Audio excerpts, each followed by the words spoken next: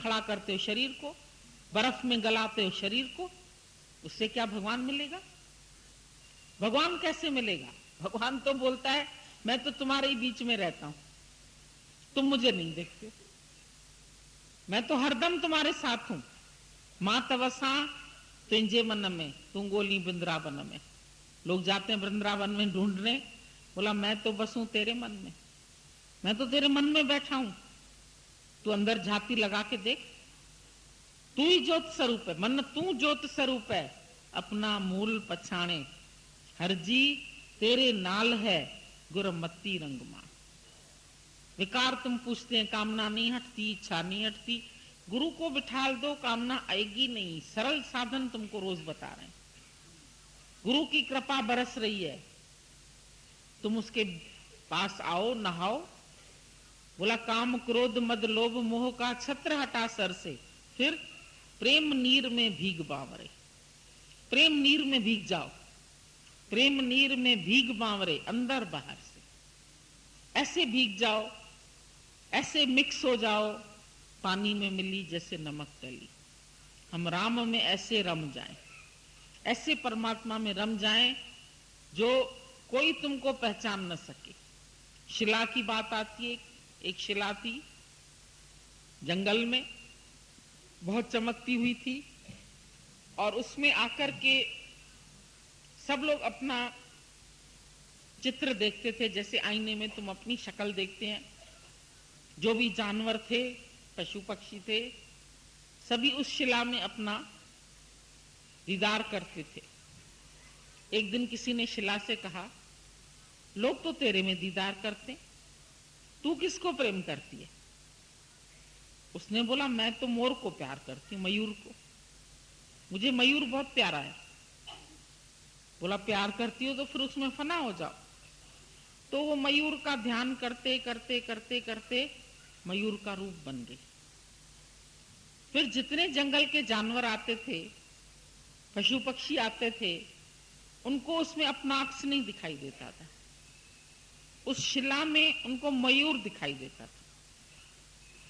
और फिर लोग मयूर को बोलते थे तुम उसके पास जाते क्यों नहीं, वो तो तुमको याद कर रही है। एक दिन उनके कहने से मयूर वहां गए, उसने जैसे ही मयूर को प्रत्यक्ष देखा, उसी दिन से शिला पिघल के मयूर में मिल गई, पानी हो गई। तो इसका अर्थ क्या बताते, हम भी शिला जैसे ही थे।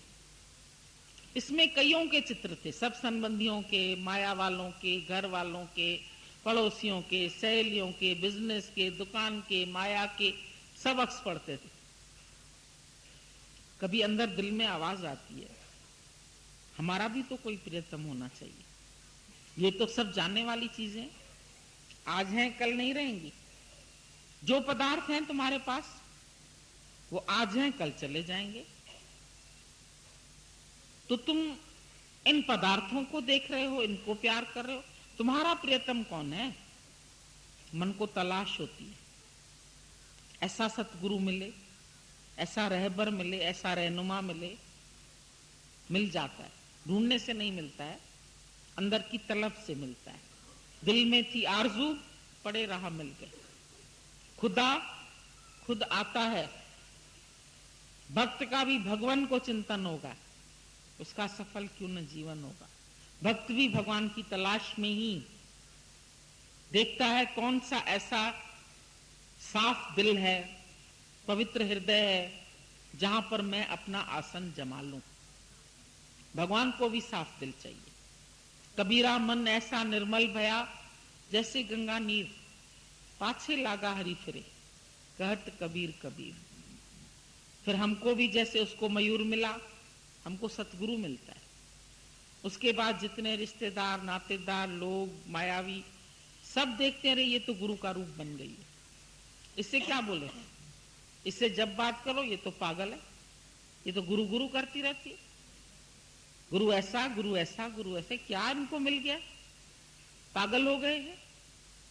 मन ठहर जाता है। सतगुरु मिलने की निशानी ये है जहां तुम्हारा मन ठहर पा जाए, जहां तुम्हारे मन की चंचलता मिट जाए, जहां तुम्हारे मन के सब रोग खत्म हो जाएं, जहां तुम्हारे मन से सब चित्र हट जाए।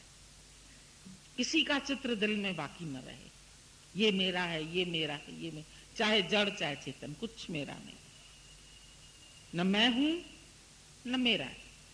मैं और मेरे से हटके जब हम चलते हैं ईश्वर की नगरी में, परमात्मा की नगरी में, तो हमको ऐसा अंदर से आनंद का अनुभव होता है, हमारी मैं पिघल जाती है। जैसे शिला पिघल गई, ऐसे ही हमारी मैं भी पिघल जाती है और परमात्मा से मिलके तद्रूप हो जाते हैं, उसी का ही रूप हो जाते हैं। गीता में भी भगवान ने बोला, हे अर्जुन, मेरे को जैसा मैं हूं, जितने प्रभाव वाला मैं हूं, ऐसा मेरे को ज्यों का त्यों जो जानता है वो मेरा स्वरूप हो जाता है। जानत तुम्ही हो जाई। तुमको जानते जानते तुम्ही को प्राप्त हो जाए।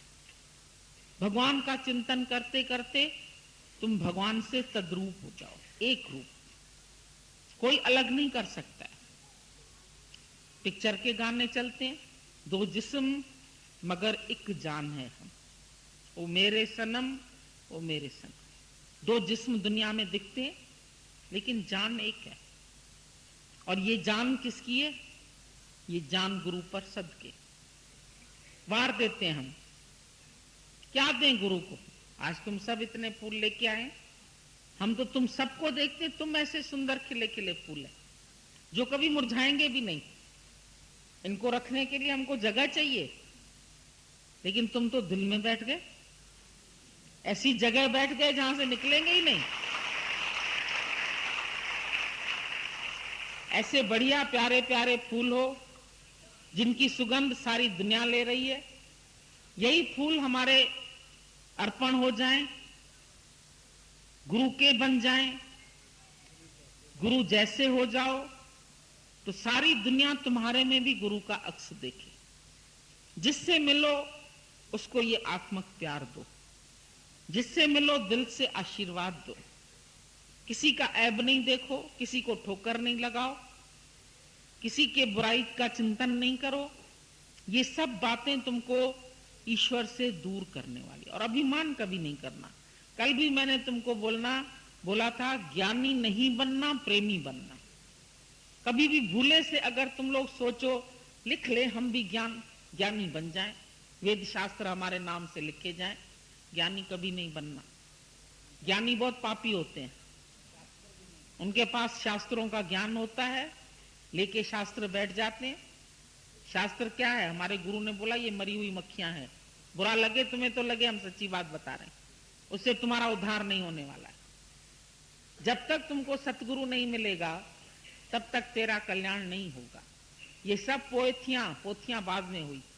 गुरु नानक साहब पहले आए, ग्रंथ साहब पीछे बना, लेकिन पहले कौन आया? गुरु नानक साहब।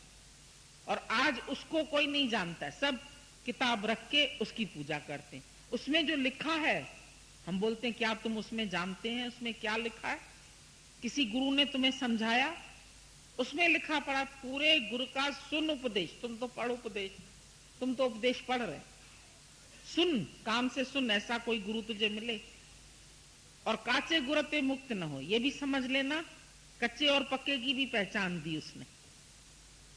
साधु सो सतगुरु मोहे भावे। कैसा सतगुरु चाहिए? सत्य नाम का भर भर प्याला आप पीवे और मोहे पिला। और कुछ नहीं देता है, सच बताता है। यू आर ट्रुथ, तुम सच है, तुम निराकार है, तुम ब्रह्म स्वरूप है, तुम ज्ञानवान है, तुम्हारे अंदर शक्तियां हैं। ये नहीं बोलता है मैं शक्ति का स्वरूप हूं। तो पहले दिन से तुमको आप समान देखता है, अपने जैसा देखता है, अपने अंडर नहीं चलाता। जैसे दुनिया के संत पहले इतने दिन ये करो, इतने दिन कपड़े धो, इतने दिन सेवा करो, इतने दिन झाड़ू लगाओ। अरे हम गीता भगवान के पास रहते थे, हम लोगों के अंदर उमंग होती थी, प्रेम होती थी, हम सोचते थे गुरु की सेवा करें।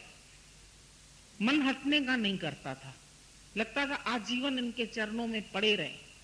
पता नहीं कैसे तो ऐसा साकार कृष्ण मिला, क्या निराकार विराकार हमको समझ में ही नहीं आता था। बोलते थे निराकार को जानो, हम बोले जाओ तुम जानो, हम तो आपको जानते हैं, हमें और किसी से काम नहीं है। तो बोलते थे नहीं नहीं, तुम अपने आप में स्थित हो जाओ।